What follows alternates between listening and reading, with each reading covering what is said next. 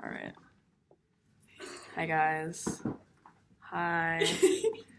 All right. So I'm going to be doing my informative speech, and it's the third speech in the semester. So, yeah. You've seen the commercials. You've memorized the ads. Milk. It does the body good. But does it really? Unless you pause to truly understand the mass production of milk and what happens to make it, you will never understand how toxic it is to your body.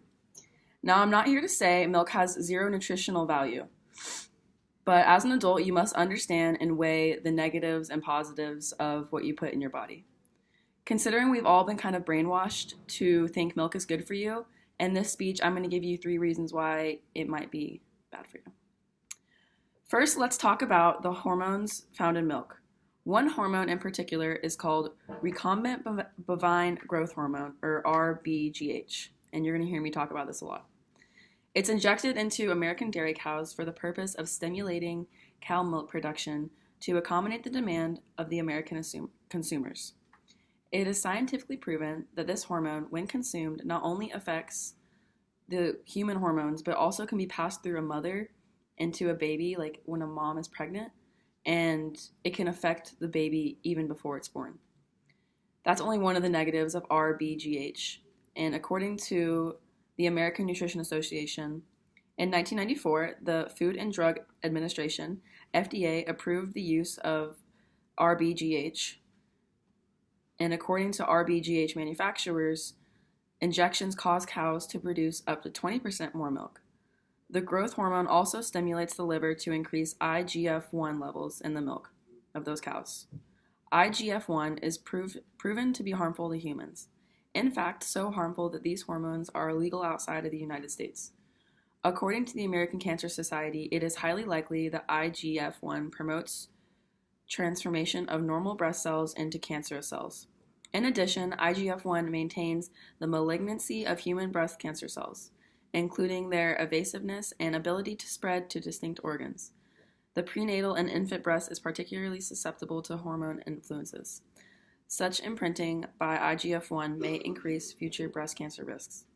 In short, consuming artificial bovine hormones through our multitude of dairy that we consume can lead to a higher chance of getting various kinds of cancer, including breast, pancreatic cancer, and a whole array. And if that wasn't enough to make you think twice about the dairy you're consuming, maybe this will. That in every glass of milk, you're promised a large amount of calcium that's not even really there, but you're also consuming cow pus. And this comes from the mass production, high demand for dairy products. Cows are producing more milk than they naturally are supposed to. And so they're milked so often, and it's by machines, and this process leads to udder infections, which will contaminate milk. And according to nutritionfacts.org, today's dairy cows endure annual cycles of artificial insemination, pregnancy, and birth, and mechanized milking for 10 out of the 12 months of the year. And when cows are pregnant for 9 months, 7 of the 9 months, they're still being artificially milked and stuff. This excessive metabolic drain overburdens the cows, who are considered productive for only 2 years. According to the USDA, 1 in 6 dairy cows in the United States suffers from clinical mastitis. This level of disease is related in the concentration of somatic cells in the American milk supply. Somatic cells, counts greater than 1 million per teaspoon, are abnormal, and almost always caused by mellitus. When a cow is infected, greater than 90% of the somatic cells in her milk are neutrophils. Sorry, kind of butchered that word. The inflammatory immune cells that form pus. The average somatic cell count in U.S. milk per spoonful is 1,020. So every glass of milk you drink, 1,120 pus cells are in that glass of milk, which is disgusting. I think above all else, a crucial point we should consider is whether or not adults really need milk to begin with. I'll refer back to the propaganda that we've always been kind of told we need milk to be healthy adults. But if you look at the animal kingdom, like no other animals consume milk after their babies, so I don't understand why we need to. There's a lot of other foods that contain just as much calcium, protein, potassium, vitamin D, if anything more, then like we don't have to drink a glass of milk to be healthy. Also consider the fact that a lot of people are lactose intolerant. So some people can eat it. Why are we?